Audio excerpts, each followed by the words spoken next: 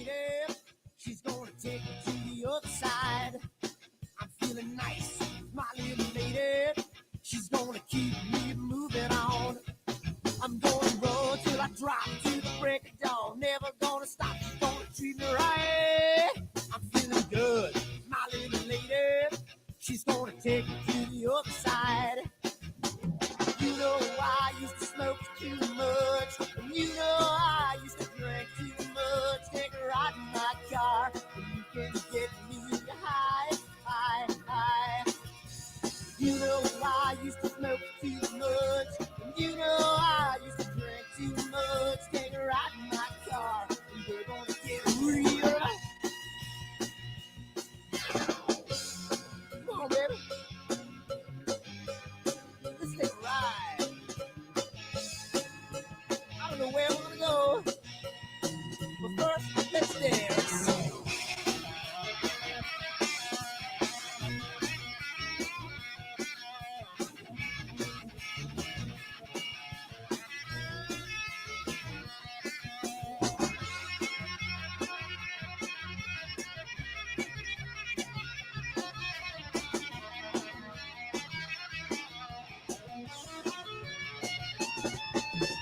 You know I used to smoke too much, and you know I used to drink too much. Take a ride in my car, and you can get me high, high, high.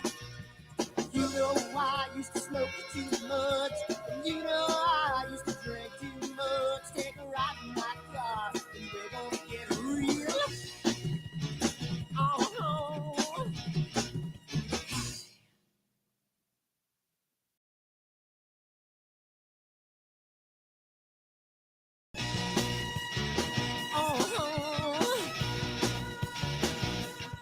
I'm feeling high, my little lady. I'm gonna take it to the other side. I'm feeling strong, my little lady. I'm gonna keep her moving on. I'm gonna run till I drop to the break of dawn.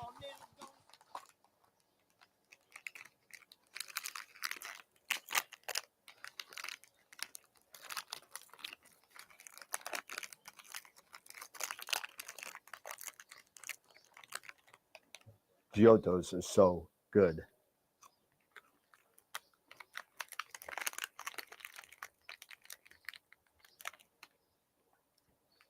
These chocolates are, what?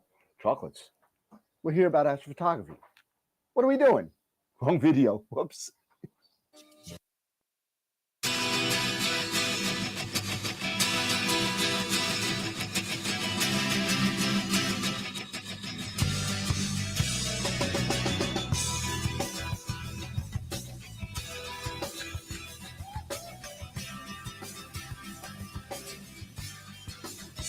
What have I done?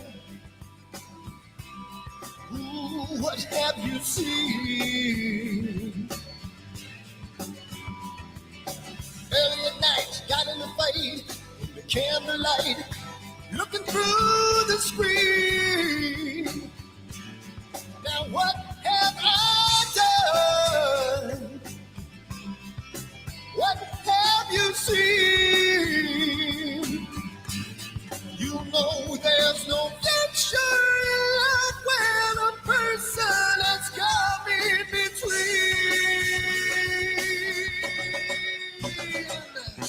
Jamie's gone, Jamie's gone. Can't look back and now he feels so strong. Jamie's gone, Jamie's gone. Left last night and now it's been so long. What have I done? What have you seen? There was nothing to say, took her away, and I feel the pain, made love in pain. Oh, oh, oh, what have I done? What have you seen? She knows there's no future in love when a person has come in between.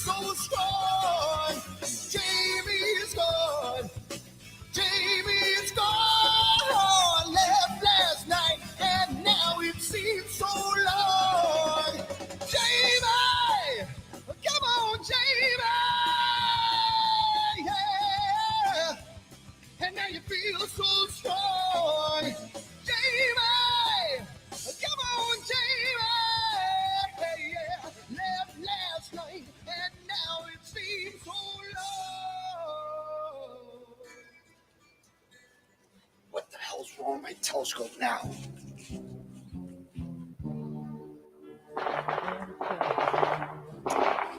Damn, what's wrong with this thing?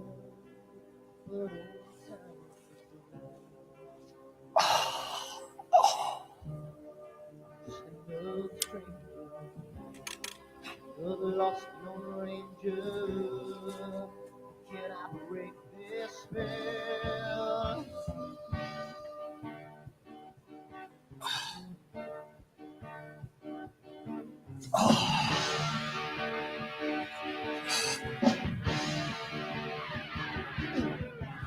Who wants them right?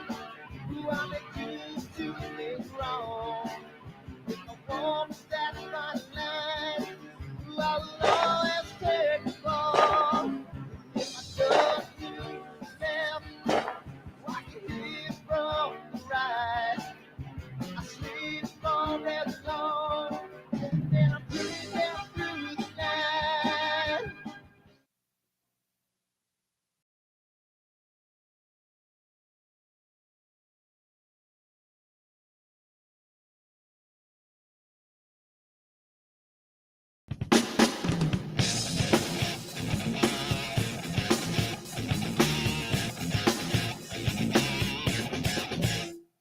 I've seen a lot of bankers, and I've seen a lot of cops. I've seen a lot of lawyers pull out all of the stops. I've seen a lot of children with their parents in their hands. I've felt a lot of women who refuse to understand.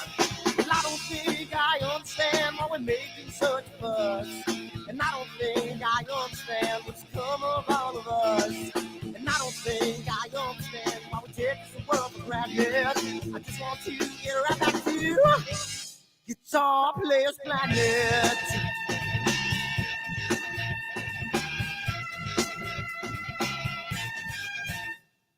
You see it in the papers, you read it every day. The riots and the fires going on in South LA. The muggers and the government, they're all wanting the same thing. They take all your money with every spring. And I don't think I understand why we're making such a fuss. And I don't think I understand what's come of all of us. And I don't think I understand why we take this world for granted. I just want to get right back to Guitar Players Planet.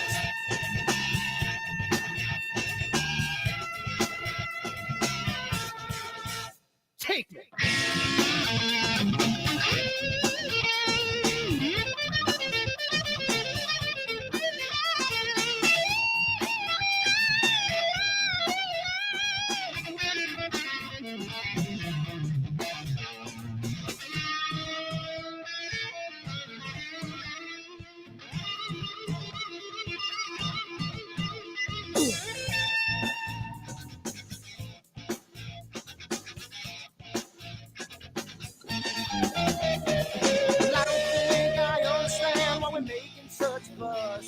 And I don't think I understand what's come of all of us. And I don't think I understand why we take this world for granted. I just want to get right back to Guitar Players Planet. Guitar Players Planet. Guitar Players Planet. Guitar Players Planet. Guitar Players Planet. Guitar Players Planet.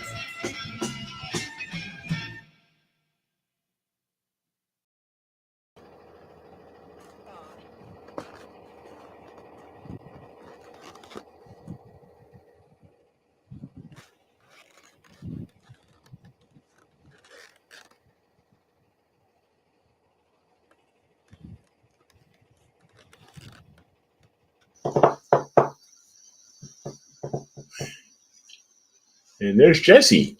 How'd that happen? Did it again. God damn it. Did it again. I didn't change it.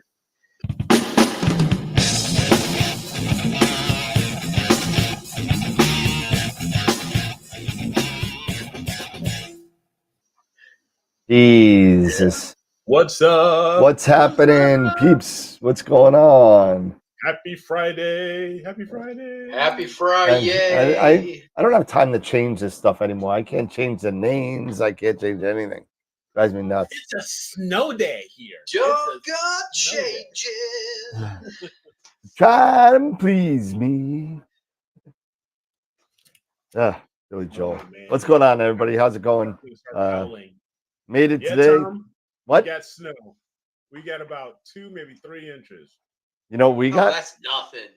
2-3 inches. That's it. Oh, in Atlanta, that'll stop the city. Yeah, we shut down. Dude, I remember I was in Vegas. It was January 1st. It was New Year's Day. It was the week of the grand opening of Star Trek The Experience at the Hyatt in Vegas. And I was there for it. There was a big celebration to do. You Of were. course I was there. I'm a big nerd. But it turns out, New Year's Day, they got a trace of snow. It was a trace. It did nothing. Let me tell you, Vegas stopped. It stopped. They didn't know what to do. They had no idea what to do. They were like, oh my God, it's like 30 degrees out. I don't have clothes for this. Nobody was on the streets. You wait till the next day when the sun comes up and it's all melted. There was nothing on the ground. There was nothing there. It flowed and it came down and nothing happened and it was gone in an hour. But anyway, how's it going, everybody? We're here. Yep, we're here. And it is Return of Constellation. It looks like I was able to get mine done. I don't know if Eric, you get yours done? All right, rock and roll. Well, just FYI, we have had some, flickers with our power here. So and everything up here in Georgia is electric. There's nothing. So just letting you guys know. But hey, I've got UPSs on everything, or pretty much everything. Yeah, but that's only good for about what, like 8 minutes? That. So at least I can start shutting things down. Yeah. But Nick Hubble, yes, I wish I was headed to the Winter Star. No, not this year. Not this year. I think 2020 be down. You'll see Trevor. He's going down there, I think. Yeah, a lot of people go down there, but I mean 2025, with the exception of Starfest in Canada, I think it's going to be the year of only one, maybe one Cherry Springs, depending on, the weather. The weather. If I go in June, I'm not going in September, or maybe I'll go. I don't know. We'll see. I believe Amy told me, or I saw something online that they have a Star Party festival here in Georgia at Deer Lake. It's called the Peach State Stargaze. There you go. There you go. It's called the Peach State Stargaze, and from the last I knew, it was held in Deer Lake. So it's the biggest star party in Georgia, really. So I was there in 2008, and it was amazing. It was amazing. Nice. A lot of people show up to these things in Georgia because not a lot of people get together to kind of commune and do stargazing together, because literally you go outside your house, and even in the outskirts of Savannah where I was sent, it was a portal 5. So I mean, it's nobody, there's no reason to go anywhere. You know what I mean? You pull your stuff out to your front yard and you look. Yeah. Yeah. It's so I think I'll venture to that one this year. But besides that, probably not this Neef. So well, I might be planning a major trip in 26, not 25, and 26. So I don't know if I'll be able to do the Winter Star Party and what I'm planning, and it's a secret, so I can't really say anything. Okay. Gotcha. We like secrets. It's you guys are all gonna have to wait like a year and a half to find this out. But oh, come on, you can't keep us hanging that. Well, you guys won't. Everybody else will.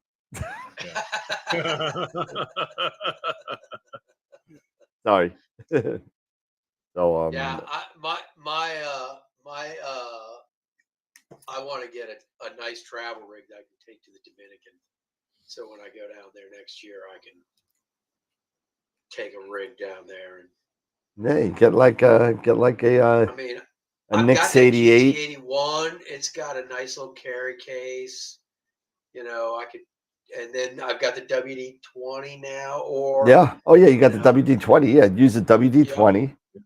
Get a smaller tripod that I can take. Yeah, not the crazy EQ6. Hell no. Or my the one I built the adapter for is my LX85. The LX85. Yeah. So that's a big one too. So, but if I can get just a Dave like and the Eric's ZWO, volumes are lower. All right. Sorry. Go ahead. like the ZWO carbon fiber mount, something like that. That's easy to travel with. Yeah. Right. But yeah, I want to do that. I want to do that before I go down there again. Yeah, you might want to get the 81 is oh that's not that big. That's pretty small. No, it contracts down, and the case that it fits in, the padded case, is real small. So, and then obviously a couple cameras, or take my camera, and I should be able to But do either an ASI And then or a Melee. I'd probably take the Eagle. Oh, okay. I figured you'd want to go even smaller, but Here's the deal. When I do get the two mounts hooked up, so I'm going to set up the EQ6, get the 127 back on that, and then when I finally get the adapter finished, which should be done next week, for the LX85 mount to put the WD-20 on, then I'll have the two rigs, and I'll have to have something else to run the second rig. So yeah, I was looking at like a Melee or something like that. Yep. So and then I could travel with that potentially. Yeah, you just get a Melee for $200-300 and and then because I mean it's true Bortle too down there. Yeah, I mean the skies are so awesome. You could do like 2 hours on an object, and you get like 10 objects and be done. Yep. Yeah, no problem. Hey, Tarek. Hey, Corin. Everybody. Ernie. So again, thoughts and prayers to everybody over in the West Coast. With these fires. I mean, it's still going, man. I'm seeing videos of these fires, man. Oh, it's crazy. It truly looks like hell on earth. Yeah, I got a firsthand account from Tom Bramwell on what's going on, and he's saying it's a little nerve-wracking. You could actually smell it from the office. So I'll bet. Yeah, I saw Dylan posted something that they've paused the auction. Yeah, even though what happened? Even though the warehouse is way away from where the fires are, they pretty much stopped the auction. I was wondering what happened. There was no. I actually have a bid in. And I heard that it was some company. That's what I heard. Yeah, some company swooping in and buying everything. It's not because of the fires. It said that some companies and they didn't disclose what company or somebody is just buying all the lots. Yeah, I really want to know who that is, because that's really not fair. Yeah, especially because they offered to sell it to anybody interested all outright, and nobody stepped up. That's why they went to the auction. I heard it was a third-party company that bought it, and it's been undisclosed as far as I know at this point. Which is a bunch of, just go ahead and say it. Yeah. Bull crap. Yep. But I mean, seriously, if you got an open, you got an open auction, people are bidding on this stuff already. Yeah. I mean, this company should have come to this agreement before the auction started. Yep. Yeah. Right? Well, that was the whole thing. It was like open for bids where you started being taken. But that was the thing. I thought Meade, Orion, and everybody was trying to find somebody who would want to buy it, and nobody stepped up. So therefore, that's why they put everything on at auction. I mean, we could always guess and surmise and all that. We have no idea, but it's just the way it was handled. It's like It's like the John Tavares going to the Maple Leafs. It just wasn't done right, and it's going to leave me a bitter taste in my Bitter. mouth regarding Bid Thanks, Mike. Spotter, Mead, and Orion on how they have dealt with this situation because it's just not right. And don't get me wrong, Well, I wasn't buying a lot. You know, the way they had things packaged was horrible. Horrible. I mean, I saw it. what are you It was going to do bad. with 35 Orion 50 guide scopes? I mean, in one lot. I mean, what are you going to do with that? You know what I mean? Yeah, it's for businesses, but you know what? It's 35 Orion, which is now a defunct kind of thing. You do them in batches of 5 or 10, just like not Tiger Direct, but Tiger that did the OPT sell off.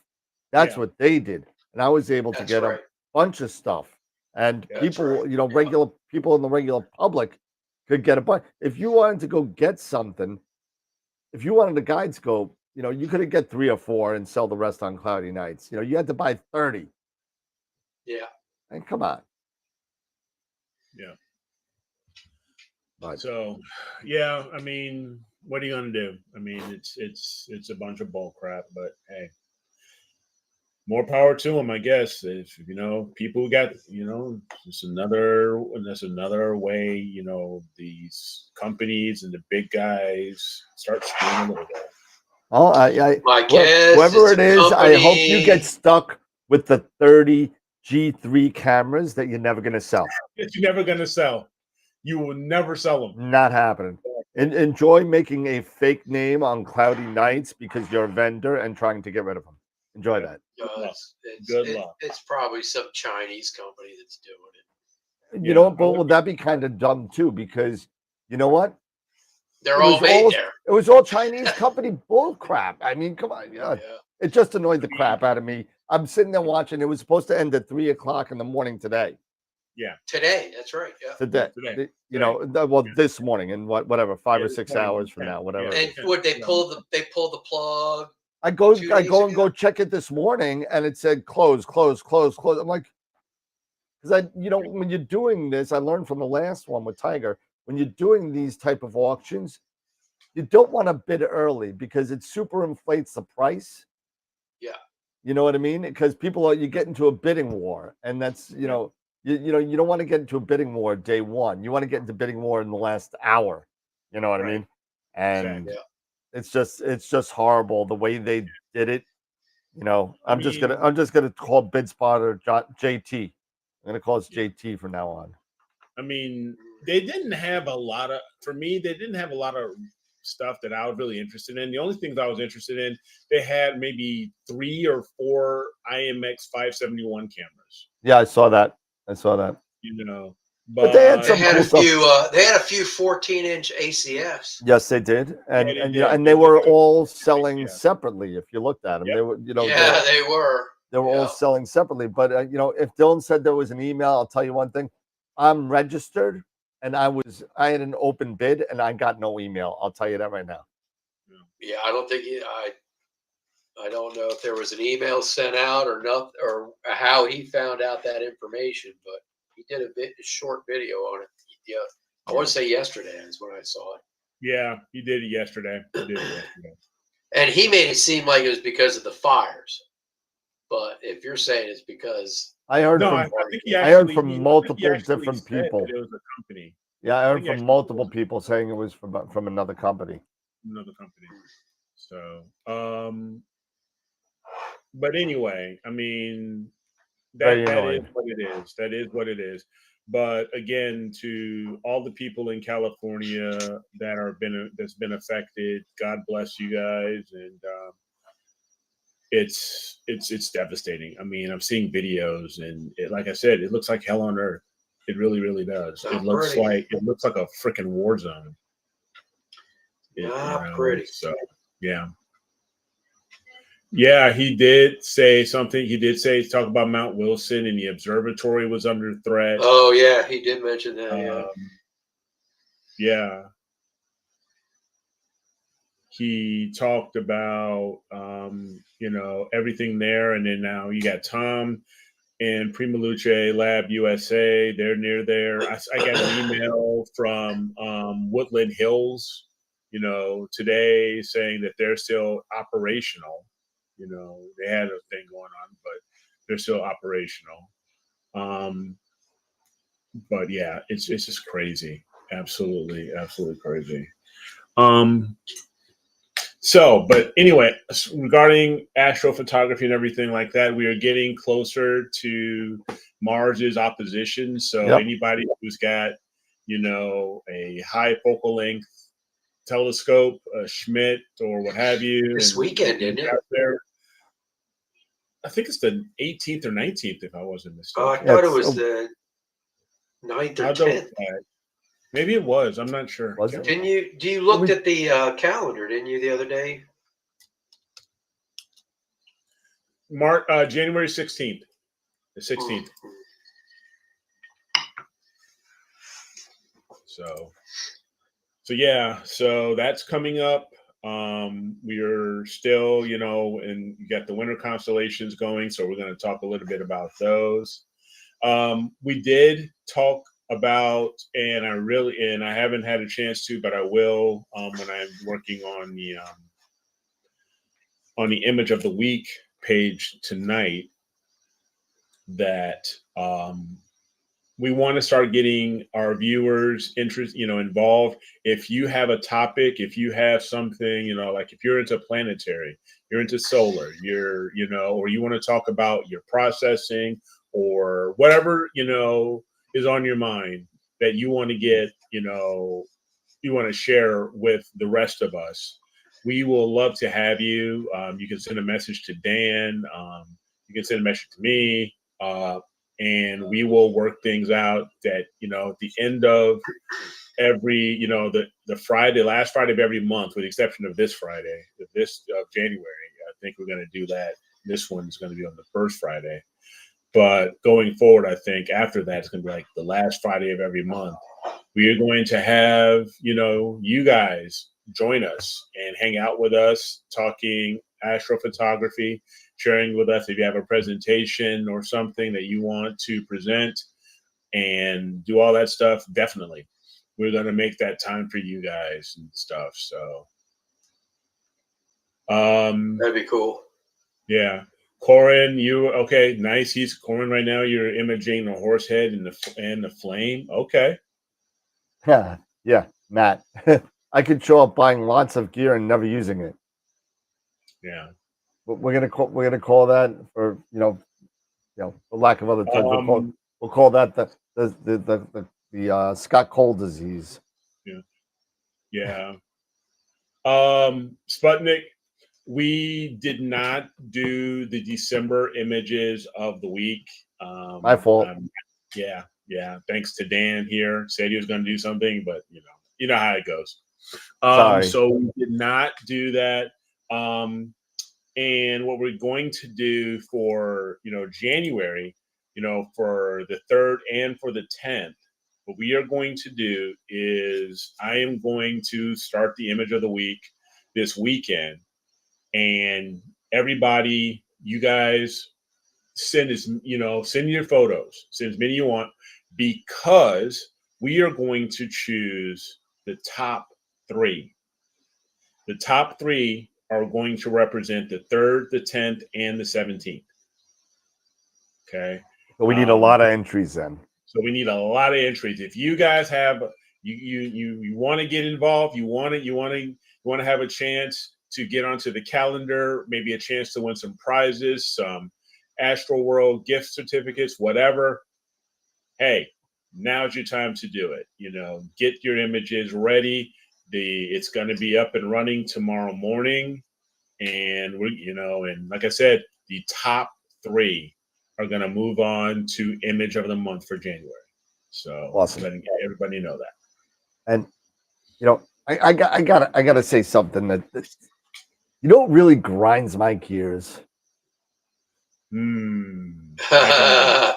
really grinds my gears? Because somebody mentioned John Copperthorne, if I pronounced your name wrong, said the lunar occultation of Mars, and you didn't say anything that pissed me off. It had nothing to do with that, but But these pictures out there that people have been coming out with the fake news kind of butterfly nebula that looks like a real butterfly, or I saw one of another occultation. I think it was a Saturn occultation. That Saturn was like half the size of the moon going behind it. I mean, I saw one recently of Mars, which was huge in the back.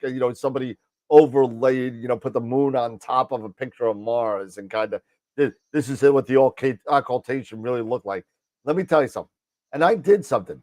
And I have this little seal. It says certified AI BS on the bottom. I throw that out there.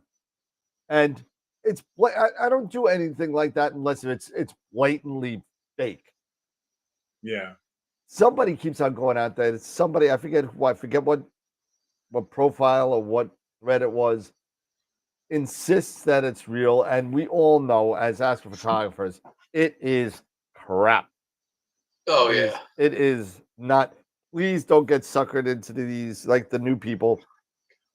Please don't get suckered into these pictures. Like I saw this picture of a nebula that looked exactly like a butterfly, but it was gas in space, and it was garbage. I do block them, but some I don't block because you know what? I want to put that seal on there because it's kind of funny.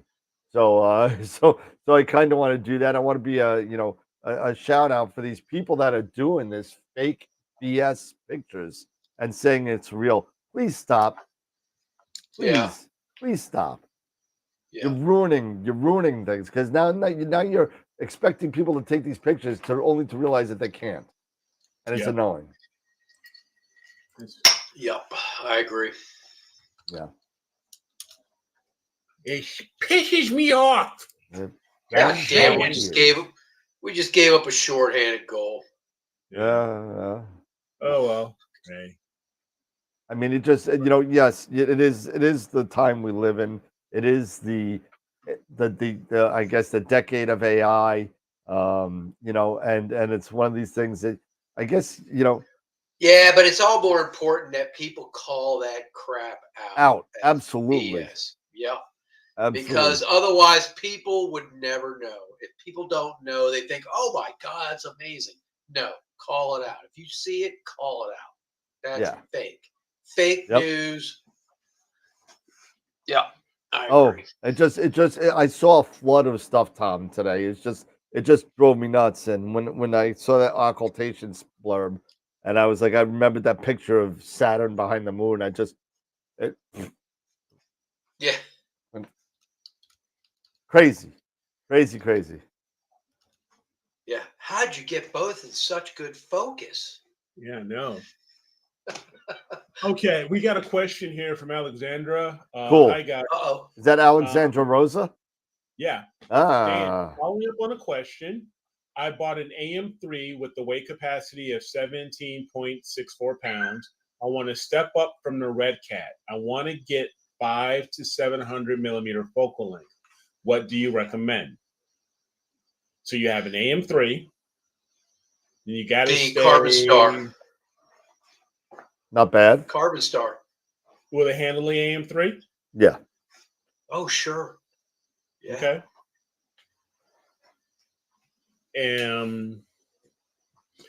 I can go up to $2,000 for the OTA. $2,000. Carbon Star is only going to cost you $1,000. Yeah.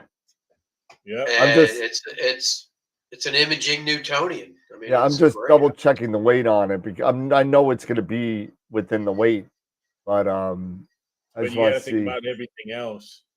What camera are you using? But the AM3 is not 17 pounds. Isn't it 17 kilograms? 17 kilograms, I think, right? Yeah, which is like 34 pounds. That's 30 pounds. Yeah. That's 30 pounds.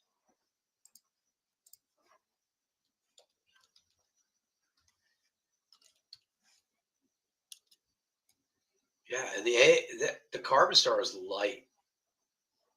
Nope, maybe not. The AM3 is pretty. It goes up to 13 pounds. It's 13 kilos with the counterweight. Okay. Well, yeah. So it's 8 with the counterweight or without? With Oh, really? Wow.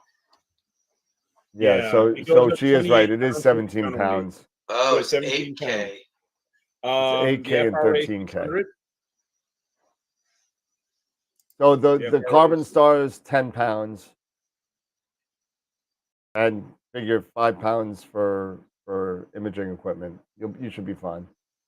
Yeah, you should be okay. But yeah, the FRA 400 was one. The FRA 600 rather. FRA 600. That might even be more weight. You know, that's a lot of glass. Yeah.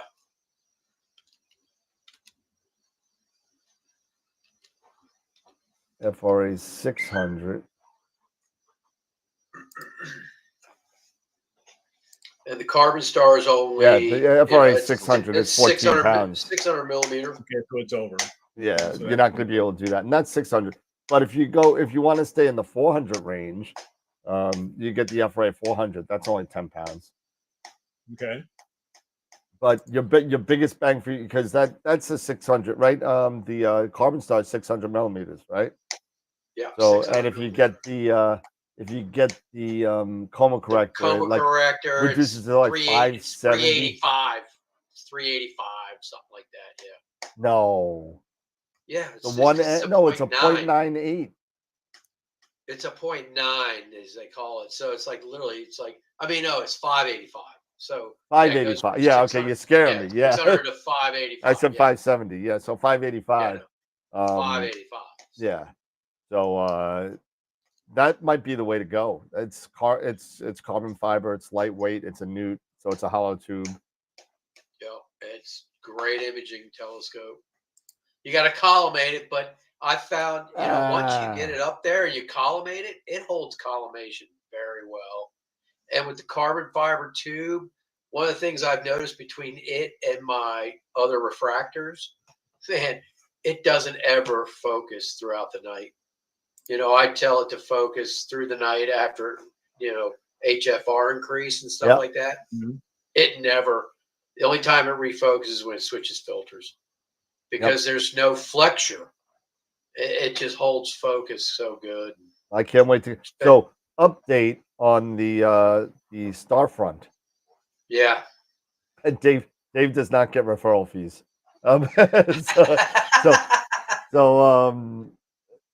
So update on this. So I had to cancel the ship. I don't know what was up with UPS.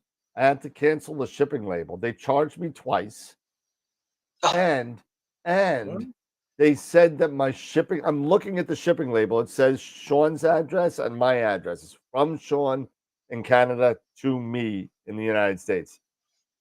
They're telling me that's being shipped to and from the same address, mine. Oh my God. So I'm like, God, I said, you know what? Freaking cancel it. I call up Sean. Sean, just ship it. We'll take care of the duty fees. Don't worry about it. Just ship it to me so we can get this thing started. So he's shipping it over the next couple of days, and hopefully I could get maybe a day or two of testing on it just to make sure the wires and stuff are good to go. I still got to install the circular mask that Dave gave me. And I think I'm going to pull the trigger on that focuser. The focuser upgrade for the rack and pinion. Oh, the rack and pinion. Yeah. So that's the other thing, Alexander. If you want to get the Carbon Star and you got 2K to spend, so you're going to spend 1,000 on the Carbon Star with the coma corrector. They also at High Point they sell the mask for the primary mirror, and they sell an upgraded rack and pinion focuser. Yep. Which is like $230. So you're still going to be under $1,500 for all that. And if you don't want to deal with a collimation and that kind of stuff, you don't want to deal with that. So she says she doesn't want. She also want to deal with a counterweight. I saw that, but the FRA 500, the FRA 500 is 5.2 kilos, so that's just 10.5 pounds. So it's only a half pound heavier than the Carbon Star. You won't need a counterweight. Here's my question. when do you get to the point? Okay, because it says 8 kilos or 8.5 kilos without a counterweight. Is that your maximum? Yeah, that's what they Kilo? recommend is max. Yeah. Yeah. It's So- 8. So you have to stay at 8 or lower. Correct. Correct. 8 kilos. So what is that? 8 kilos 8, 60, lower. 17.6 pounds. Correct. So Because otherwise, if anything more, you shut the thing off and it's gonna drop. Gonna bang.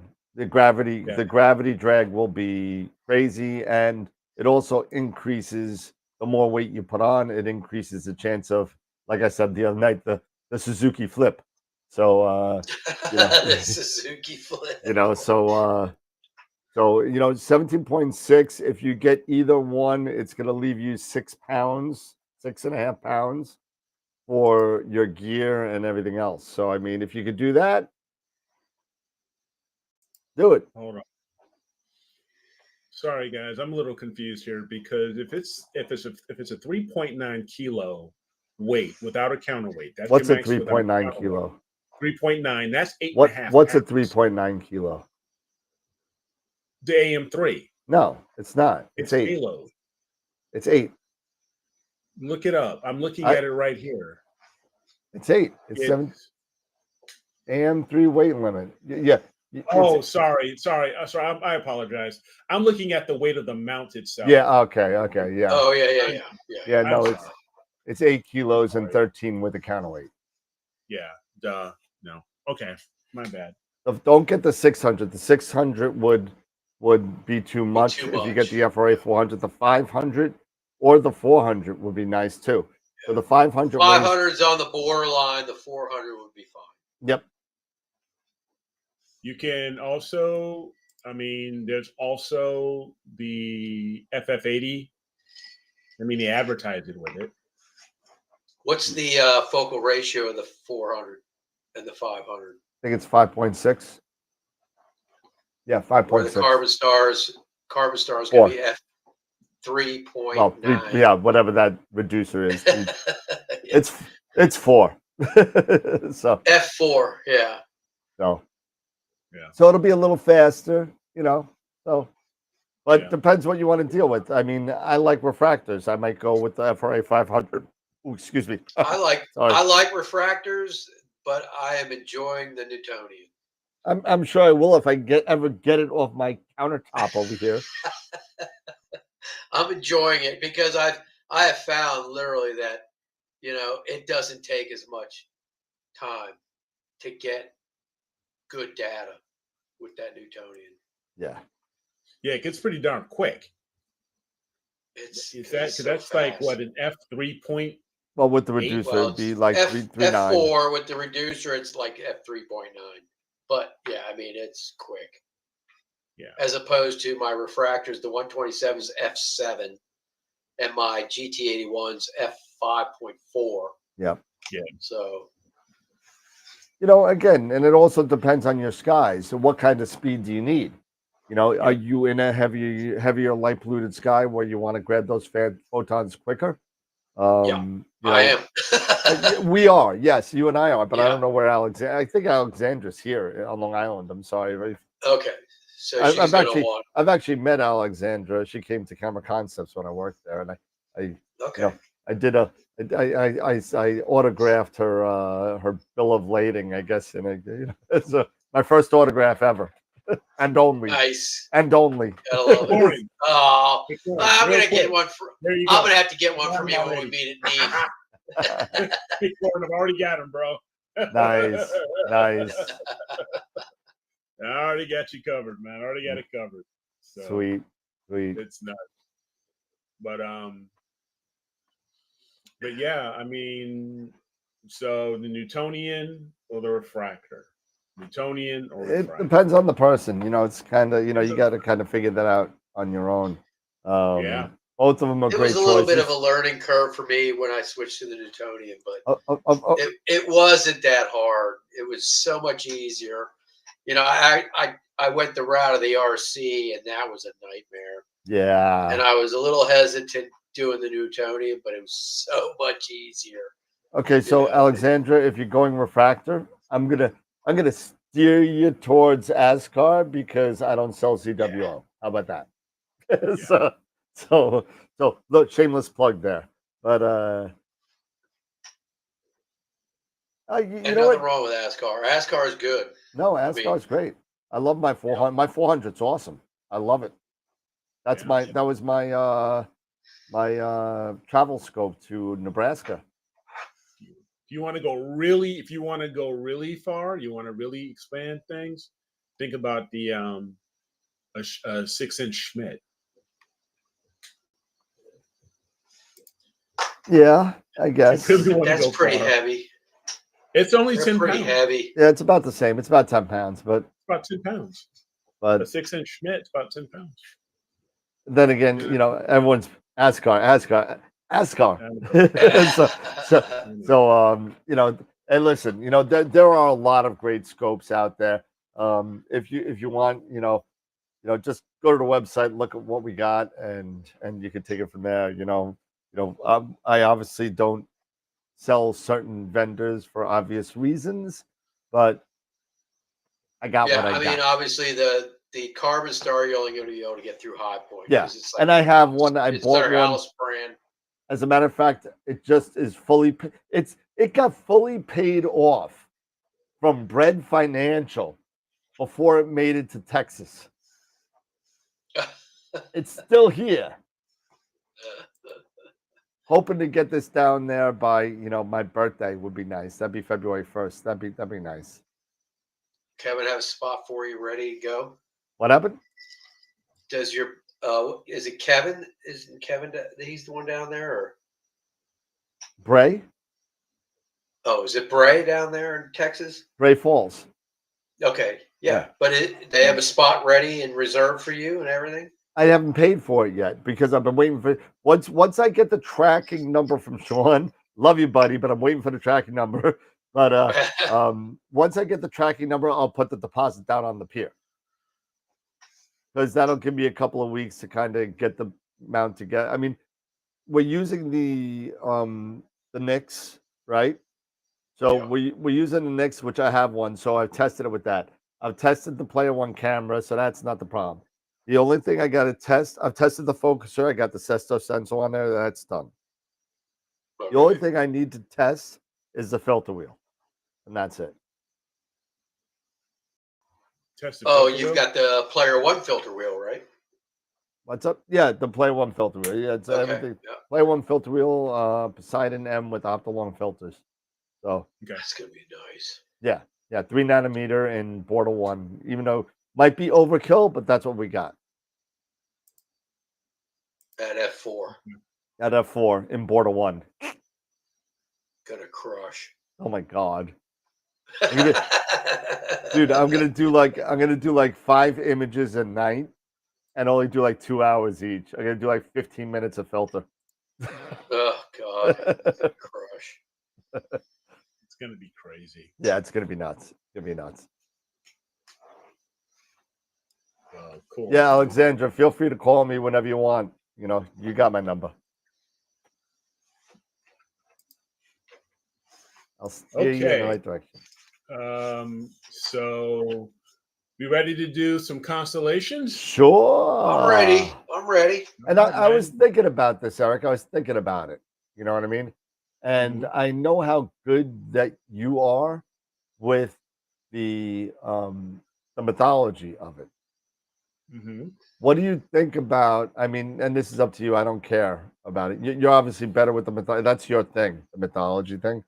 When we have constellations, if we have let's say 2 constellations for mythology, why don't we do like one of us do the pictures and whatever, and you could do your picks as well, and you could kind of do a little in-depth thing on the mythology. On mythology? Yeah, I love that stuff. I know, that's what I'm saying. I don't know. It's just something that I was thinking about this morning. I was like, it's just something about Greek mythology. It's just one of those. I don't know. I can't explain it. It's just, I love it. It's just some fun stuff. I mean, I'm a big kid, so I'm all about like the Percy Jackson books. Ah, or like Clash of the Titans. yeah, or sure. even, Well, for me, it's like even Lord of the Rings mythology yeah, and stuff yeah, like that. that I stuff. get Yeah, way Lord of the into Rings, that. Tolkien. I'm into all of that. I'm into all kinds of mythology. I love Egyptian mythology. I love Norse. I love Greek.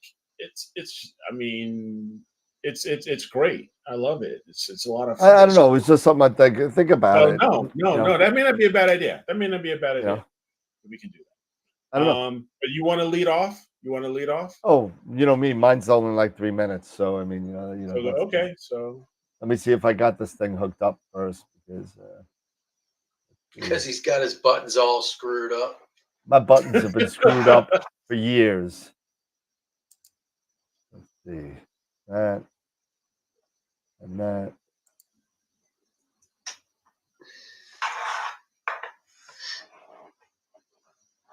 Output 1, output 2.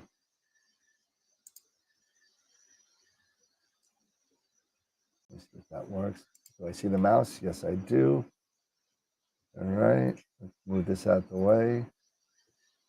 Cool. We'll get this out the way. We'll get this out the way. Too much stuff going on here. F5. F5. Where's F5 at? F5. F5. All right. Here we go.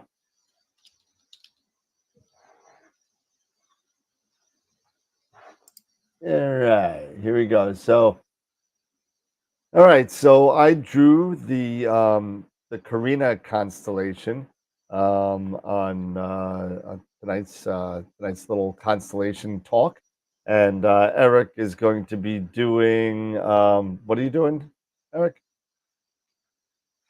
Monaceros. Monaceros. That's right. So a lot of people know the Carina constellation from down south. Obviously the most famous Eta Carina. Then I'm gonna butcher the pronunciation of the Hormuklu. You know what I'm talking about. The part of the Eta Carina that's like the bow tie kind of. So Carina, right? Carina constellation in the southern hemisphere. Okay, um, it's Latin for the keel of a ship. We'll talk about that later because Eric obviously knows what a keel is. He was in the Navy. I hope. Yep. I had Yep. no idea what a keel. I thought it was Neil without the end. I had no idea what it was. But I figured it out, and we'll talk about what a keel of a ship is. But the brightest star is Canopus, and it is the second brightest star of the entire sky at minus 0.72 apparent magnitude. Remember that there's a big difference between apparent magnitude and absolute magnitude. And apparent magnitude is what you see. So 0.72. It's only 313 light years away. Not so bad. Hop, skip, and a jump. Right down the block. Not far away. Carina is actually 34th in size as opposed to all constellation, but that's also a little kind of weird because Carina was actually part of a larger constellation we've spoken about before. And we haven't spoken about the constellation. We've spoken about other parts of this constellation was Argo Navis, which we spoke about that, and we'll speak about a little bit about Jason and the Argonauts and all that. We'll talk about that again.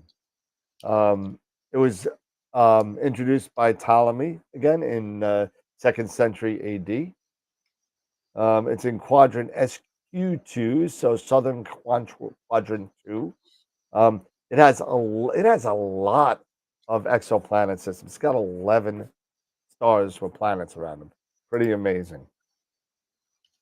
It's got 2 meteor showers. One is the Alpha Carinids, which is in July to August. You'll see that that's almost a 3-week span, and I thought that was kind of weird. But it is a 3-week span because they are so spread out and so infrequent. That's why that there's such a long kind of time frame where the Alpha Carinids kind of appear. So, but coming up to a sky near you is the Edicarids next week, January 14th to the 27th, and it peaks on the 21st. Cool. You could see anywhere from 4 to 7 Edicarids per hour. It is one of the best ones in the winter. Go check it out if you have a dark sky and a clear sky on the 21st of January for the peak. In the southern hemisphere. Yes, you'll have to be in, Southern California Byron or Bay. Mexico or, somewhere that far down to kind of see it. And, well, there we go. So that is a keel of a ship. It keeps the boat from tipping over. So it's the bottom part of the boat that actually kind of makes sure the boat kind of goes straight, No, that it doesn't tip over. Yeah, so well, the keel basically goes from bow to stern. Yep. It's the backbone of the ship. Yeah, it's what keeps the ship from tipping over. Yeah. Man overboard. Yeah. So it's where you put all your ballast. Yep. Exactly. Put everything down there. It's got the little fin on the bottom. You could thank the bottom ass of the boat for you not capsizing all over the place. So that's what a keel is. Yeah. And I did this again by accident. There we go. So some mythology. Okay, not a lot to do directly with Carina. But again, like I said before, it was part of a larger constellation called Argo Navis. And what you see there is the Argo Navis from the 1963 movie Jason and the Argonauts. It's Ship Argo. Great movie. Yep, absolutely. And if you remember the big metal golem that picked the ship up and kind of shaking all the people out of it like the Titanic. Yeah. That was a very. So basically what they did was they there's a whole story behind it, and I'm not really going to get into it right now because it's on my other screen. I forgot I don't see my notes. But Jason basically left his town, his island Colchis, in search of the Golden Fleece. It looks like what is it? The son of Helios, which was the king at the time. I forgot his name. Aeton, Aeeten, I think it is. Aeton. I forgot his name. What? Aetes? You could be right. He was the king at the time. He sent him out to go get the Golden Fleece. And the Golden Fleece has actually made a lot of appearances through history and time over the course of a couple hundred years. Unfortunately, it's nowhere to be found now. So, and a pop quiz. Who else was on that adventure with Jason? Who's also has a constellation? The twins. Hercules. Was he? Wasn't Hercules on that mission with him? I don't think so. There, but the twins. I thought he was. Castor and Pollux. They were Argonauts. I don't think Hercules was on that. No, he was. Hercules had the ram. He was. Hercules was on that trip. He was on the Argo. Was he? He was. All right. Yep. I did not know that. Yep.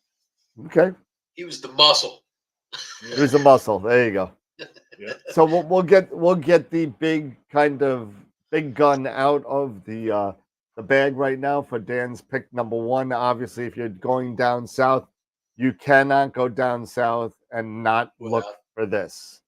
Yeah. This is Eta Carina, the whole nebula. It's NGC 3372. It's huge. It's humongous. It actually expands a lot further than this. I tried to get pictures of this. I saw some ESO pictures and stuff like that, but I never like to do kind of stuff like that. I'd like to do this with people that have taken pictures with their own gear. This photo was taken by Alex Roy. He did it with an FRA 300. Wow, that's wide. This is an Look how FRA much is still 300. left. Yeah, Wow. It's ridiculous. It's 8,500 light years away. discovered by Nicolas Louis de Lacaille in 1752. I hope I pronounced that right. Sounds right. And 10.75 hours. That's it. But he was taken from Portal 1 in Nambia. Oh, yeah. 10 hours. That's overkill. Number 2, I love this open cluster. Wow. It's beautiful. This is it's a very well-known one down south. It's called the Wishing Well cluster. It is NGC 3532. This photo was by Heinz Beester. I got this from Ashburn. I just love the colors of it, and I love the drastic difference from left to right. Look at how dense the star field is on the left. And then you could basically, it's like drawing a line down the Mississippi in the United States and the light pollution. The right side is so much more darker than the left if you actually look at it. I don't know if it really translates well on YouTube. I can tell. But it is huge. When you go right down where this either carbon star or red star is here, you go down this line, this side is so much more darker and less dense than this side. It's crazy. But the colors of the stars itself is just enough to kind of, if you get a chance, go for 3532 in the south. It's beautiful. That was done with a 10-inch f4 astrograph by Apertura. I spelled Apertura wrong. Sorry. 11 hours. No location was given, but it's an open cluster. It's an open cluster, so you don't need to be super dark to get that. If you want the nebulosity or anything in there, you might, but it's an open cluster. So you're taking quick photos. Yeah. Last one. This one you might need some dark skies for. This is NGC 2516. This is another open cluster. Dan's Carina. What? Oh, it's Dan's Carina pick 3. I get it. Okay. Yes. It's 1,700 light years away. I just love the fact of all this nebulosity here. Really, really cool. The colors of this is right near Eta Carina. You see a nice little galaxy here. Oh yeah. Nice little galaxy down here. Really cool stuff. This photo was taken by Jeff Healy. From the Jeff Healy band? Not that it's spelt wrong. Oh. And I don't know if he'd be able to take this picture very well because, correct me if I'm wrong, Jeff Healy's a little bit blind. Yeah, well, maybe somebody said, "Hey, that's a great picture." I still watch him playing the guitar on Roadhouse. He's awesome. He was great. Yep. This was taken with an ASCAR 80 PHQ. With the 128C, an older QHY camera, and only 8 hours from Australia. So those are my 3 Carina picks. So if you're down south and you're checking out the sites down there, I would say those were the 3 you don't want to come back home and say you missed. So so grab them if you can, and that's all I got. Thank you everybody for listening. Nice and easy. Have you seen the I think it was James Webb's picture of Eta Carina? Yes, I have. Oh my! I have. It's crazy. You know what? I was gonna put that up there, but I was like, dude, no one's ever gonna take this picture. Yeah, well, I mean, but it's so amazing. I know. You see in the middle there, it's like, wow. It's out of control. All right. So that's Eta Carina. So all right. Hope everybody got something out of that. I don't know. Yeah. Very nice. Very well done. I liked it. Yeah.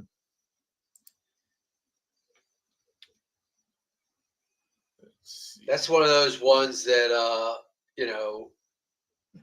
people down south go, "Oh, I got to do Karina again." You know, I do that every year. I do it again. Like we are up here going, "Oh, it's the Horsehead and Orion again." Orion We do that again. every It's year. And I think I saw there was another one that I didn't miss, but I mean I kind of glossed over it if I remember right. I think the Statue of Liberty Nebula also Oh yeah, that's right. is That's down is there in too. Yeah. Carina as well.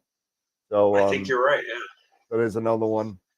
But we're gonna move on to Astro with Eric, and we're gonna do his Monoceros Monoceros. presentation.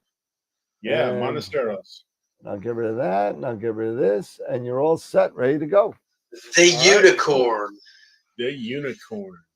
So yeah, let's talk a little bit about Constellation Monoceros. So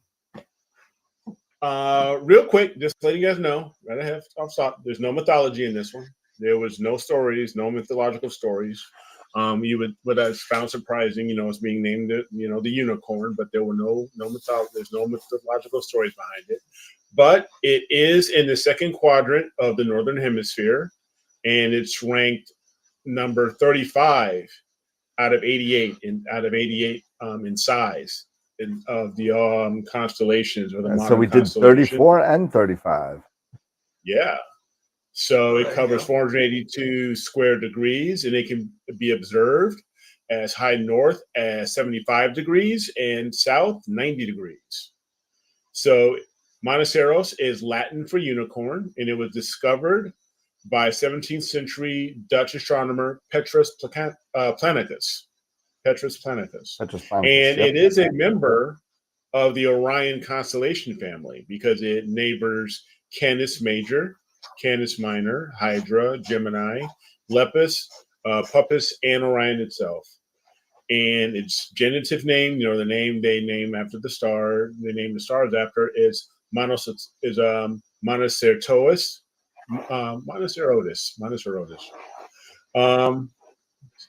And its abbreviation is MON, M-O-N. So, and it's one of the 15 constellations that follow the celestial equator. So there's only 15 of them that move along the celestial equator, and Monoceros is one of them. And it is quite a faint constellation. Only a few stars are brighter than the fourth magnitude, and it's really hard to see with the naked eye. Alpha Monocerotis is its brightest star, and it only has a magnitude of 3.94. Oh, okay. And there is one Messier object, M50, is the only Messier object in the constellation. And Monoceros has 2 named stars and 16 stars with actual planets, exoplanets around them, and 2 meteor showers, the Alpha Monocerids and the December Monocerids. So let's go. So we're just gonna hop because since there's no mythology in it, there's no mythological stories in this one, which is kind of a bummer for me, but it's all good. But Monoceros has a lot of targets. There are a lot of targets you can image in Monoceros in the unicorn. So let's take a look at some of the more popular ones. So first one up, NGC 2261. The variable. Yep. Yeah. The Hubble Variable Nebula, actually discovered by Hubble. James Hubble. Yes, by Edwin Hubble. And this was taken by Nicholas Molina. It was taken with an Edge 9.25 with a NASI 2600 mono, cooled mono. And it was mounted on an Astrophysics Mach 2. He used the Optilong RGB filters, and he took 80 3-minute shots per filter. And that gave him a total of 12 hours of integration. So This just goes to show, that's probably a good idea to have maybe a long focal length image. Oh yeah, it's small. So, but it is small. It is small, but it's a very cool nebula. All right, one of my favorites. Is NGC 2264. This is a big one. It's the Christmas tree cluster because you have this open cluster. And so you have this open cluster here, and then you've got the Cone Nebula, and there's the top of the Christmas tree right there and stuff like that. And here you've got the Fox Fir, which is so cool. So you have the Fox Fir Nebula. So this is just a great region in Monoceros. It was taken. Can I just say, Eric, I'm offended you did not use my image of this. Because I think it's better, but this was taken by Rainer Rupak, and he used a Skywatcher Explorer 250 PDS, and he also used an ASI 2600, but this was a one-shot color. And this was a Skywatcher EQ6R Pro mount, and he used an Astronomic UV IR cut filter, 95 3-minute shots, and he also used the Optolong L Extreme and took 25 10-minute shots. So this was just under 9 hours of integration. Now we have another open cluster, and this is M50. This is actually Messier 50. This was taken by Scotty Bishop, and he used an Orion 10-inch truss Richie Creechin, and he used a modified DSLR. He used a modified Pentax K5. Cool. Wow. Yeah.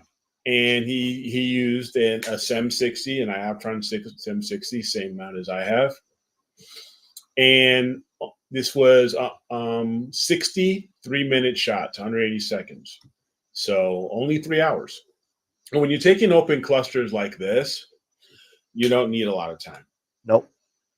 You really don't need a lot of time for these. Okay, this one was very cool. This was a 3-panel mosaic of the Seagull. Yeah. IC 2177. And this is a great shot because you see so many open clusters. I mean, you even see down here, you see Thor's helmet down here. Yeah. Oh, yeah. Here, you got a cluster. Up here, you've got an open. Over here, I mean, you've got one even over. You've got an open cluster over here. There's a lot of great stuff here. This was taken by Matt Harbison, and he used a Takahashi FSQ 106, and he used a QHY 600M. Sweet. And mounted on his AP Mach 1. These people with their cheap AP mounts, I don't understand. I know, right? They're cheap mounts, man. It's like, what the heck? He used Aunt Leah LRGB filters. For the LRGB, he took 60 3-minute shots per filter, and he also used the Batter 7-nanometer HA, 75 1800 second shot. 1800 seconds. How do you get that on that mount? Very easily. Yeah, right. No kidding, right? And he then the Bader. I wonder what the file size of that was on a 600M. Oh, I can't even imagine. It's a full frame 600M. Yep. At what is that? That's 30-minute shots. That total integration was 72 hours. Woo. Oh my! It must have taken Pix's like 3 days to process that. Yeah, I mean, wow. this is a 3-panel mosaic. So yeah, and he won the AstroBand Image of the Day for this shot. I'll bet he did. I've never seen such a wide field of the seagull. That's awesome. It is really, really, really cool. But last but not least, of course, can't have Monaceros without the rosette. Yeah. Or the skull. However, right now the skull's looking upside down here. This is Rosette Nebula, Caldwell 49, and NGC 2244, Caldwell 50. Caldwell 50, 2244 is actually the open cluster in the center. In the middle. Right. Yeah. Right in the middle of the rows. So this was taken by none other than, this was a collaboration by another than Adam Block and yeah. Oh, no wonder it's so good. Oh, jeez. These guys. Those guys. Know, right? Russell did the took the data, and Adam did the processing. But beautiful. This was also with a TOC FSQ 106. Also with the QHY 600 mono, full frame. And this was on an MX Plus, a Paramount MX Plus. All right. Another cheap mount. Yeah, just another cheap, just junk mount, just when you get right off the shelf from Toys R Us or something. Yes, exactly. Yeah, exactly. Right. Yeah, I know, right? They used RGB and SHO filters for this. He didn't go into much detail about the integration time, but they did say it was about just under 10 hours of RGB and 28 hours of narrowband of SHO. Okay. Gorgeous. So total of 37 and a half hours. So, of course, if you've got Russell and Adam, yep. you know this one image of the day. Yeah, of course. Yeah, right. Yeah. Yeah, this one image of the day on September 19th of 2022. It's awesome. The framing of that is so great. That way it is put it off center, so you can see the trails going off. Yep. Yes, you can see the trails and everything, and you even see this little, almost like this very faint nebulae right there. It's really, really cool. Yep. So yeah. So yeah, there you go. So thank you. Really appreciate it. Sorry, no mythology in this one. Excuse me. But hey, we'll get it. We'll get a nice story next time. We'll have another campfire story, next time. All right. Very nice. Well done, Eric. Thanks, man. Thank you. All right. Oh, we're at our desks. We're at the sports desk. And now, I like the sports desk. Here it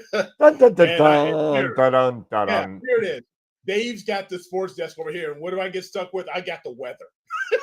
What do you got the weather? Oh, yeah, you got the weather. Oh, man. That's funny. But yeah, I mean, there's been some crazy weather going on here. Like I said, I got my hand warmers. Yep. Sorry, this crazy night. Absolutely. But a lot of cool stuff, in Monaceros. Yeah. I mean, even this wasn't everything. I mean, you still had the Butterfly Nebula. The butterflies in Monaceros. You've got a couple other targets in Monaceros. Not the butterfly that I was yelling about before. Not the fake one. The real one. The real butterfly nebula. But that takes you got to have long reach to get that too. Yep. Yeah. It's a planetary nebula. So yeah, you need some long. Yeah, you got to have high powered scope for that one. Yeah. So thanks, Tom. Appreciate it. But I enjoy doing these constellations. So how about Dave? Dave doesn't do constellation night because Dave works from 7 a.m. to 7 p.m. and doesn't have time to put something together. So I wish I did. I wish I had time, but Sorry, LCX19, whoever that is.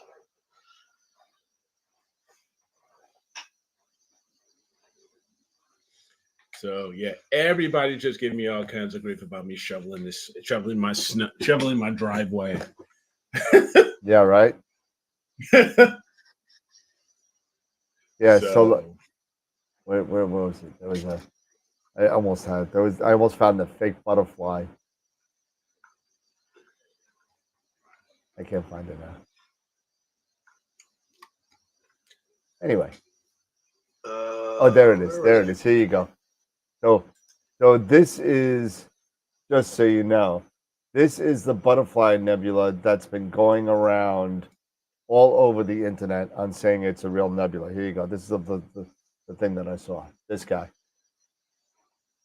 Oh yeah, so Okay. I mean, that's fake. That's ridiculous. And people are saying that it's real and So just so we know what the butterfly nebula looks like.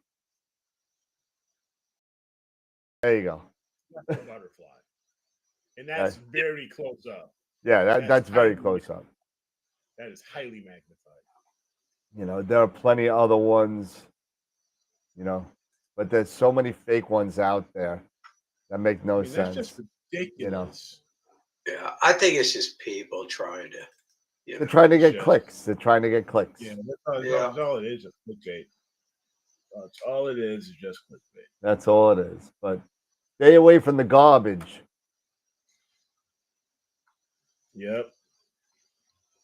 So, what else is out here in the night sky? What else we got going on in the night sky? We are what? What phase are we in the moon?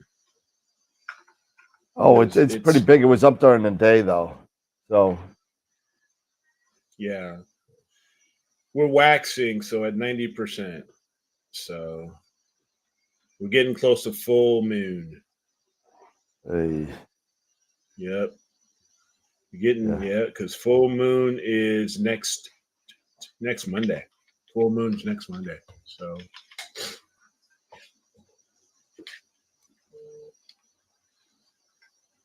did you see the Angel Pick Chew KS Astro Tug? The Angel Pick Chew KS Astro Tug. No, I did not. No. Chuck. Oh, Chuck's Astro. Chuck's Astro. Oh, Chuck. Chuck. I haven't, although I am subscribed to him. I haven't seen it yet. He always gives me this email of here's my latest capture, you know. So here, let me share my screen real quick. Yeah, go for it.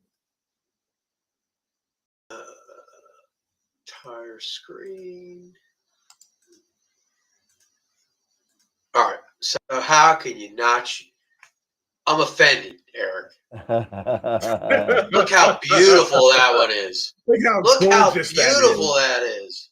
Yeah, but I can't be biased, dude. I can't be biased. I have to be. I have to be your main objection. All right, I hear it. It's good. It's all good. It's all good. I love you, brother. I know. I love you too much. It's so funny. But yours is, that is damn good. I do like that. Seriously, I love the blue in it and everything. That is damn good. It's multiple hours with a monochrome camera. With a monochrome. Yeah. Which I think made a big difference. Yeah. Oh gosh, yeah. I mean, that's why that mini cam 8 is so freaking cool. Yep. Because the new QHY. Yeah. QHY. Yeah, that looks. We talked about it last on Wednesday. Yep. That is the gateway drug. Really cool. If you don't want to do if you don't want to do one shot, and you want to just go right in to monochrome, that is how you do it. Yeah, that's how you do it. It's such a because at the price point, like we said, the price point you can't beat. Nope, you can't beat that. That's basically the same price as what a a 533 mono. About that. I mean, about that. 533 one shot. Yep. About that. It's the same price. So why go through? And you're getting the filters and everything. Exactly. You know, the wheel, the filters, and everything. It's such. You know, to go through all you have to do with one shot. And don't get me wrong, I started on one shot, and yeah, it's less. It's less than one chroma filter. It's less than one chroma filter. But yeah, to just jump into monochrome, because you know we all know monochrome is so much. It's so sensitive. It's so much more sensitive. You are getting everything, you know, as far as your luminance, LRGB, everything. You're collecting all the data is hitting that center. It's not broken up into 4 separate quadrants with the bare pattern or anything. Yeah. When you want red, you're getting all 100% pixel count for every filter. Yep. It's everything. So I think it's just a fan, and I mean, it's not really. It's not that hard to do RGB, to combine your RGB. It's not, and it doesn't take. It takes the same amount of time. Oh, sorry.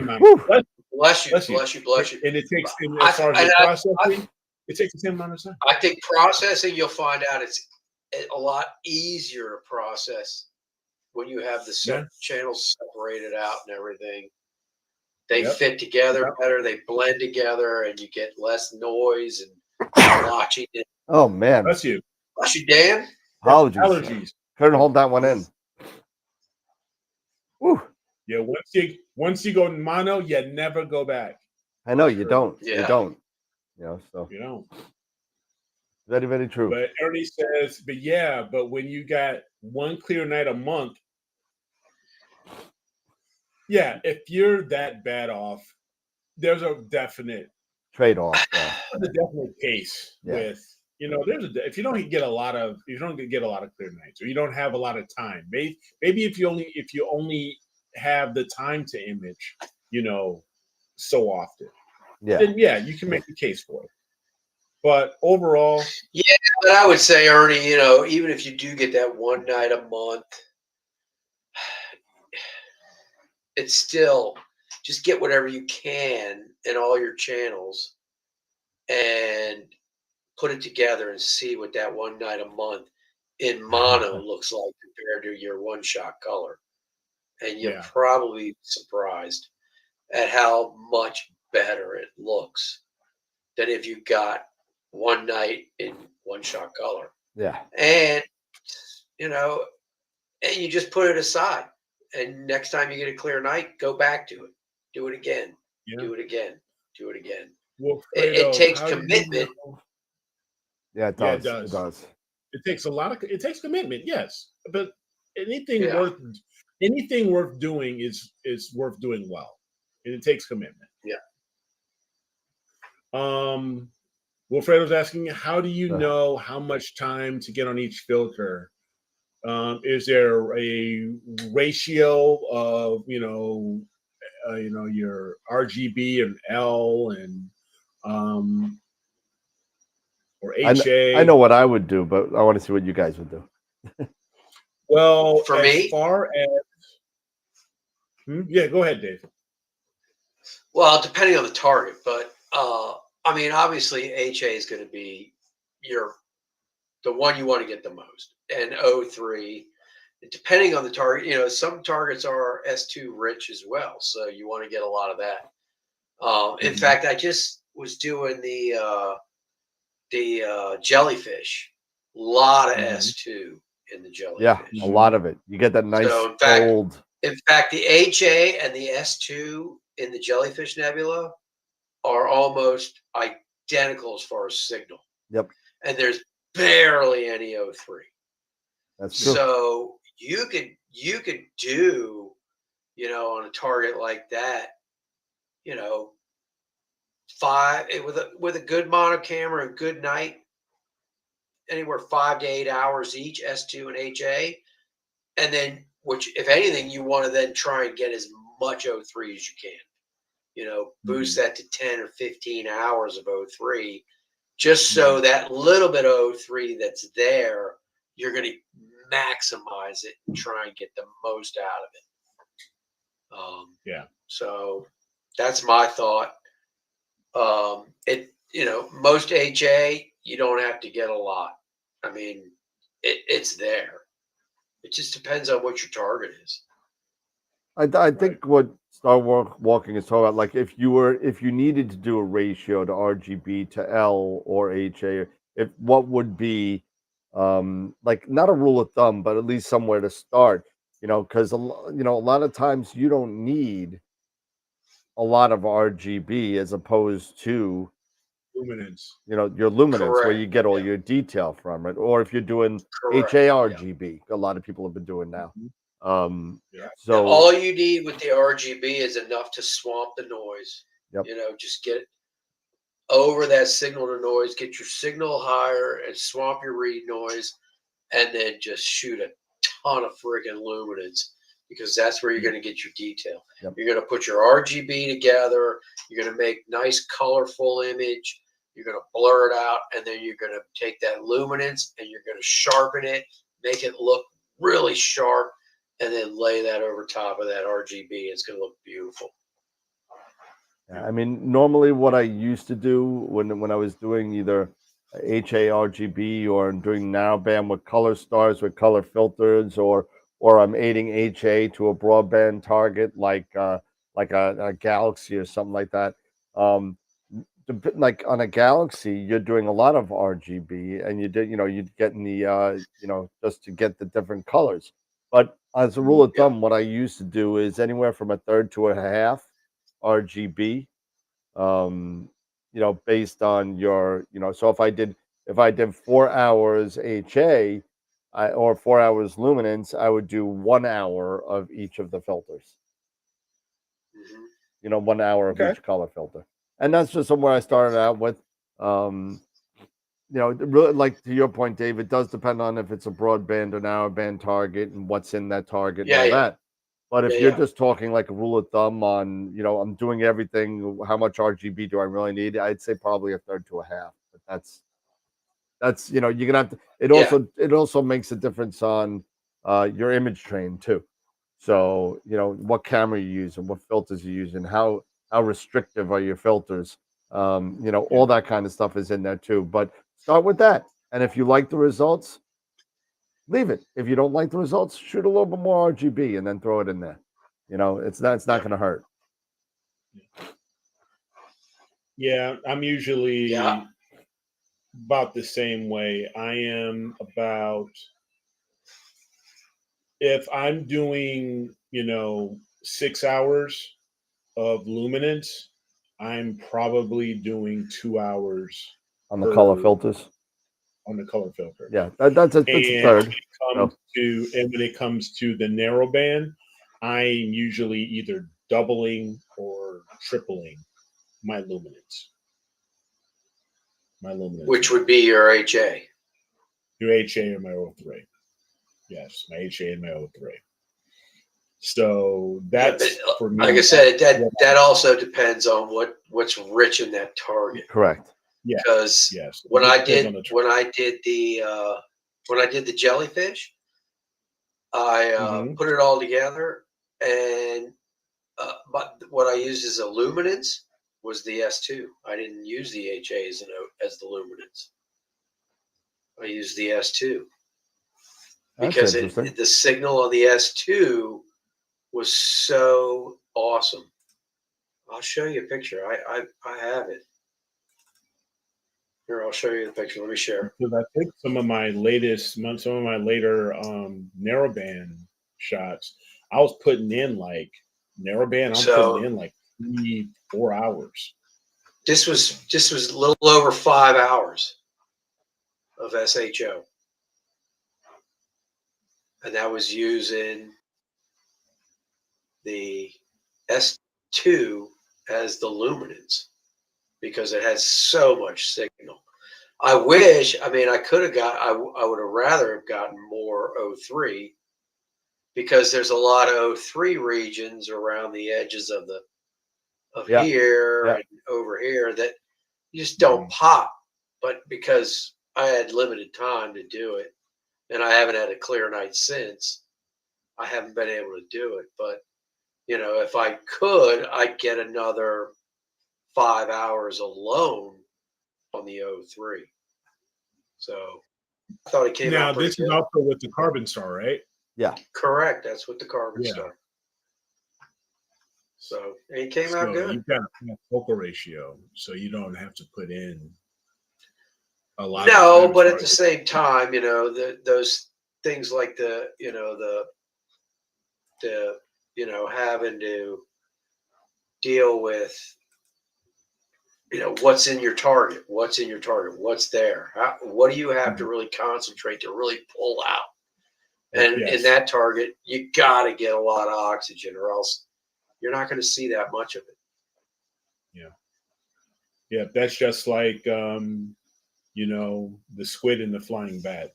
You got to get a lot of oxygen if you want to get OU4, or else you're not going to see that squid. Yeah, exactly. So that's perfect example. Perfect example. So you could shoot the HA to beat the band, but you don't need a ton because it's a ton of it there. So it's the O3 you got to really concentrate on and get a ton of data. Yeah. Yep. Yeah. For sure. Perfect example. Now, when you do your blending, you do that in image blend?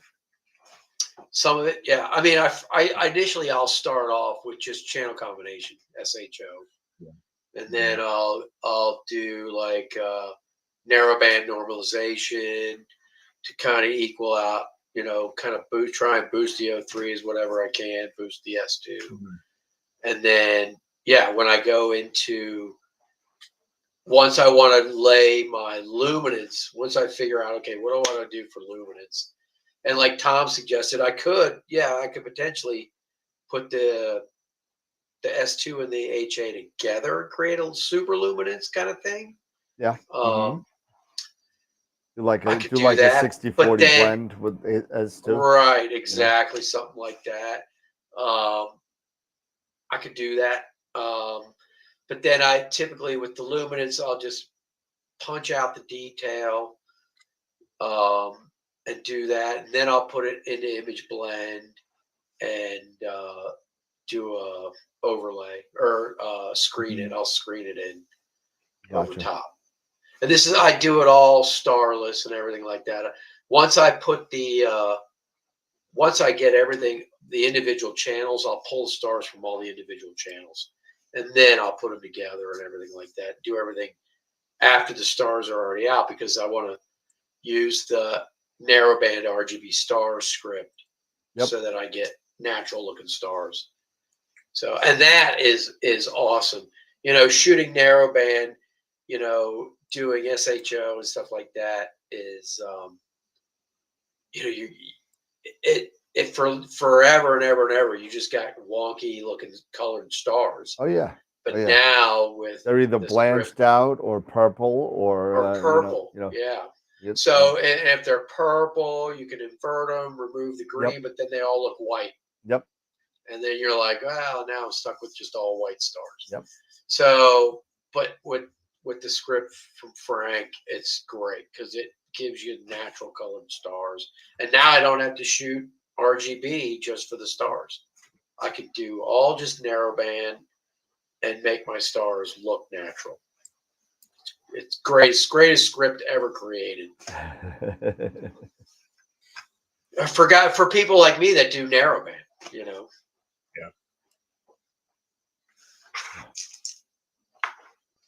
Okay, so the lumen portion with F2. Did I go with 10-minute subs or like 2-minute subs and a bunch of them? F2 with the Rasa, yeah. Are you shooting RGB or narrowband?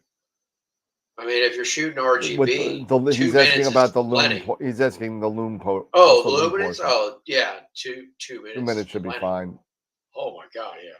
10 minutes. You're gonna might blow it out. You're gonna saturate your You're gonna saturate your pixels. I would just do the 2 minutes with F2. Yeah, for sure. Yeah, take a bunch of them. You just take a ton of them. Yeah. Oh, that should be fine. Bunch of hours, then you're good. Yeah.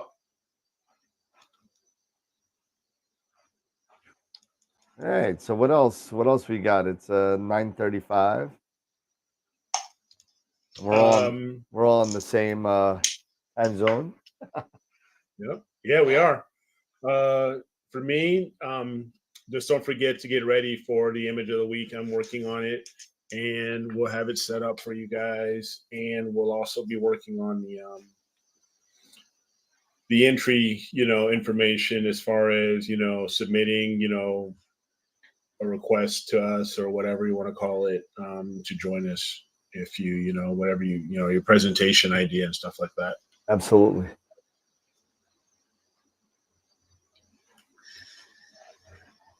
So yeah, but for me, that's about it, really, to be honest with you. Yeah. All right. Cool. All right. Yeah, I don't have anything. All right. Cool. All right, that works for me. I think we had a good show. A lot of good information, a lot of good data, a lot of good sharing. Pretty cool. All right. So why don't we just go with the final? Go to final thoughts, and then I could go relax and chill out because I'm off tomorrow. I'm working Sunday, believe it or not. Oh, I got to go pack. Yeah, you got to go pack. Yeah. I got to go pack and get ready for my trip to Smashville. Yeah. When are you back? I get back Monday afternoon. Are you just going for a quick weekend? Yeah. So, like I said, going to the game tomorrow night, and then figured I'd spend Sunday with my sister. We're going to go watch. Obviously, it's great that I took Monday off, so we'll be able to watch the Commanders in their first round playoff game Sunday night. Hopefully they win that. I'll be happy. She'll be happy. So, hey, you know what? It's nice. I'll be in Nashville. Probably going to be light crowds. Won't have a lot of crowds there this weekend. Have run of the town. Yeah, pretty cool. I've never been there, so. It's a cool place. You got to go. Yeah. You're a music lover, man. You would love it down there, Dan. Yeah, I would. Yep. Eric? There is live music everywhere. In the airport, you get off the plane, you're walking through the terminal, those little bars in the airport or whatever, live music, live music everywhere. Cool. It's awesome. All right, Eric, final thoughts? No, just a great show, a lot of content, a lot of info. Thanks to everybody for hanging out with us, and hanging out with us, in another Constellation night. Always fun doing those. And we'll just catch up with everybody on Wednesday. All right, cool. So just have a great weekend. And if you're in California again, God bless, stay safe. And if you're over here where I'm at and other spots here where we're getting frozen out, we should be enjoying 70-degree weather. I don't know. No, you shouldn't know. Oh, it's horrible. Wait till August. He's gonna be God. It's so friggin' hot. It's 112 degrees in the shade. Oh God.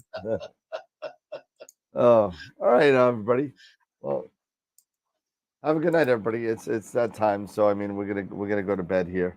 I think some people have been commenting about me yawning in the background, but hey, listen, it's been a long week, so everybody have a great weekend. If you have any questions, feel free to hit us up on email, and we're all available for any questions on Discord as well. So get on the Discord, be a part of the community. We have a lot of fun, and it's a great time. So until next time, everybody, and don't forget to sign up get your submissions in for Picture of the Week starting tomorrow. Remember, we're doing 3 on the 17th. We'll be doing 3. Top 3. Top 3. So we need a lot of entries. We need at least We need at least 10 entries, guys. We need at least 10. So, you know, that's for sure. Yeah. And make sure you smash that like button. Smash yes, that smash, thumbs up. Hulk smash that thing. Yeah. Yes. Oof. All right, everybody. Have a great night. Take it easy. And remember, as always, keep imaging, keep educating, and clear skies. And we'll see you Wednesday night. Have a good night, everybody. I'm going to go shovel snow some more. We'll throw it back out. You go shovel snow. Jeez. And where the hell's the outro?